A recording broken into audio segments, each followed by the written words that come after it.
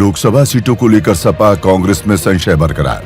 अपनी पसंद की सीटें छोड़ने को तैयार नहीं कांग्रेस ने वरीयता के आधार पर 80 सीटों को 3 श्रेणी में बांटा।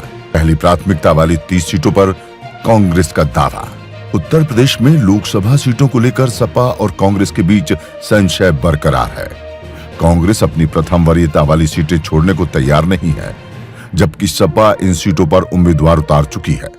ऐसे में गठबंधन में दरार पड़ती दिख रही है। हालांकि दोनों पार्टी के नेता जल्दी ही सीट का मसला सुलझाने का दावा कर रहे हैं, लेकिन अंदर खाने हालात विपरीत हैं। प्रदेश की 80 सीटों को कांग्रेस ने वरीयता के आधार पर 3 श्रेणी में बांटा है।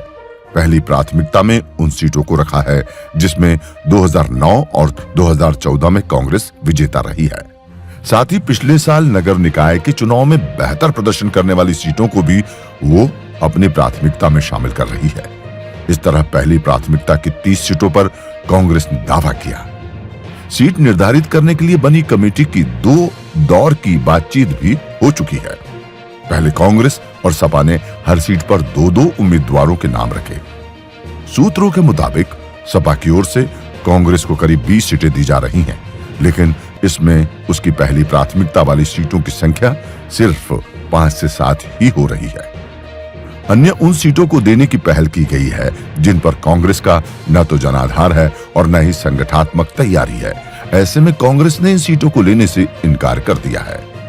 सूत्रों की माने तो सपा की ओर से कांग्रेस को अमेठी, रायबरेली, कानपुर के अलावा जालौन, बांसगांव, बरेली, सीतापुर, गाजियाबाद, बुलंदशहर आदि सीटें देने की पहल की गई है, लेकिन कांग्रेस इन सीटों को लेने को तैयार नहीं है।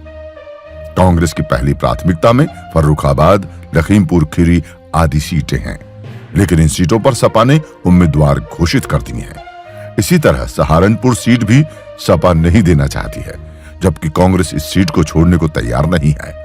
ऐसी स्थिति में दोनों दलों के बीच तल्खी बढ़ती जा रही है। अब देखना ही होगा कि सीटों को लेकर कांग्रेस सपा में तल्खियां कितनी बढ़ती हैं, या फिर सीटों का विवाद खत्म कर सपा कांग्रेस एक साथ मैदान में उतरेंगी। Bureau report.